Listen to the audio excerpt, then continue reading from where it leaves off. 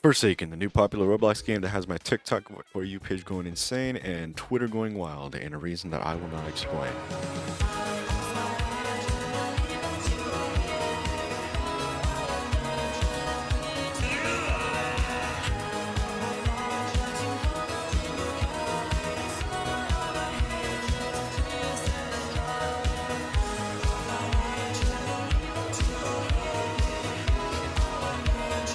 Stop crying!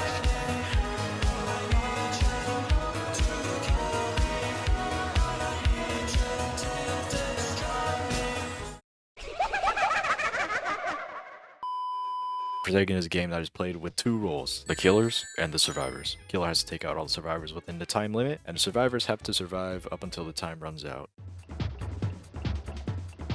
Why does this hair actually cost 9 million Robux? John Chedletsky is a survivor who is equipped with a sword and a turkey leg. The sword, upon landing a successful hit on a killer, will stun them for a few seconds, and the turkey leg will heal your health over time. Not only is Chedletsky pretty good at running away and being an annoying little fuck, but he's also pretty good at defending others. I can return by death.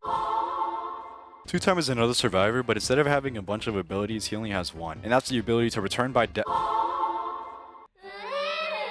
No. No. I'm back in the building again, what the f— No, but in all seriousness, after you die with 2 times, you're actually given a second life, and after activating the second life, you're given a weakness debuff and a speed boost. But don't think this is the only way to activate the ability. No, no, no. If you're the last person alive with 2 times, you'll not only activate this ability, but instead of cutting your health in half, your health will go up to a maximum of 110 hearts, and of course you'll activate the debuff and the speed boost. Trust me, I'm not going to sugarcoat it. Guest 1337, or Guest, is a defensive character with a shoulder charge ability in which he will push the killer back slightly. Along with that, he also comes with the ability to block, and if he successfully blocks a killer's attack, you will unlock Guest's third move, which is a punch that will stun and push the killer back at the same time.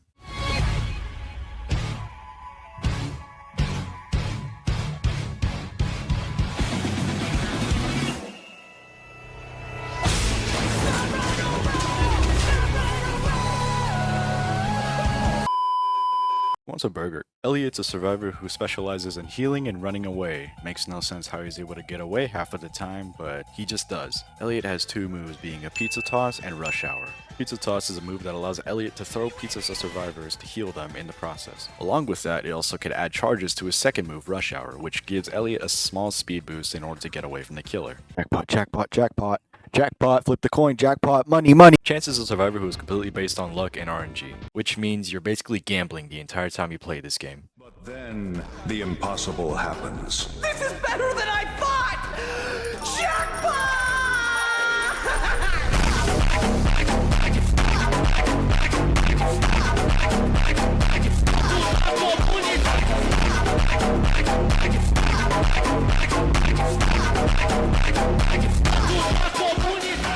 Equipped with a coin, and every time you flip heads, you get to unlock your next ability. But if you land on tails, you get a weakness debuff that stacks and has no limit at all. Upon unlocking Chance's abilities, he has a gun that can be stacked up to 3 charges. The more charges, the more successful his gunshot will be, and the less, well... His next ability also allows him to reroll his stamina or health stats, and his last ability allows him to remove the weakness debuffs and unlock his gun if it were to ever explode in an accident. I really don't like this survivor, so I'm just gonna go ahead and simplify and shorten out his explanation. Drop a clone. Clone runs away, you stay invisible. You run the other way. Cool GY. Take an hour to type out whatever the hell you want to do and then randomly teleport to another side of the map. Or just have the killer somehow interrupt you at the last second and die. Do you guys remember when there was tickets in Roblox and something called a Builders Club? Yeah, me neither. Build a sentry that will shoot and slow down killers, or build a dispenser that will heal you and your teammates, but at an extremely slow rate. Guess who has a deceased parental figure? You do, you do. Starting off with Jason's first move ahead, which will temporarily disable a survivor's ability for 14 seconds and give Jason a slowness debuff for 2 seconds after use. After that comes Jason's second ability, Gashing Wound, which is a combination of slashes that does a lot of damage and will leave you close to the dying state. And the golden chainsaw goes to... Jason Voorhees! And last but not least is Jason's final move, Raging Pace, which is a rage mode that makes Jason immune to being stunned and turns his regular slash into a lunge. Did I also mention that when activating this, he also reveals the location of a nearby survivor? I'm gonna go out and find like the funniest beat I could possibly find on YouTube just for Cool Kid. Starting off with Corrupt Nature, which is the cube that Cool Kid will throw at you that goes through walls, and if it hits you, your aura will be revealed to him. Up next is Walk Speed Override, which is a lengthy lunge that sends you moving forward, and if you were to collide with another survivor, you will inflict them with the burn status for 10 seconds.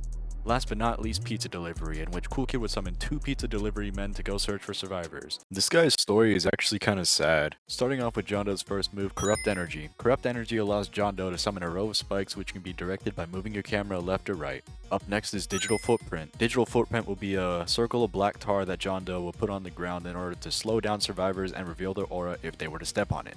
Something I'd also like to mention is anytime a survivor stuns John Doe, he gets speed 1 for about 12 seconds. And for his final move is 404 Arrow, which gives John Doe basically wall hacks by allowing him to see locations of nearby survivors' auras. He has one of the coolest like avatar designs on Roblox, but let's be honest, we hate to play against him and we hate playing as him.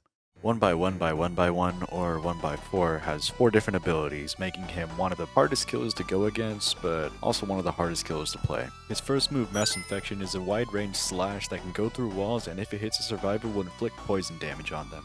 His second move, Mass Entanglement, will do the same thing as Mass Infection, except it has a smaller hitbox and instead of doing poison damage, will stun survivor in place, forcing them to play a minigame in order for him to be able to move again. His next move, Unstable Eye, will allow him to see the auras of all the survivors on the map, but it'll sacrifice his vision in the process while granting him a speed boost. His last move, Rejuvenate the Rot, and resurrects any survivor he killed in the match and turns them into his own zombies, which will also start to target other survivors that get within range of them. If you made it all the way to the end, thanks for watching. Hope you guys actually do enjoy. Leave a like and even subscribe.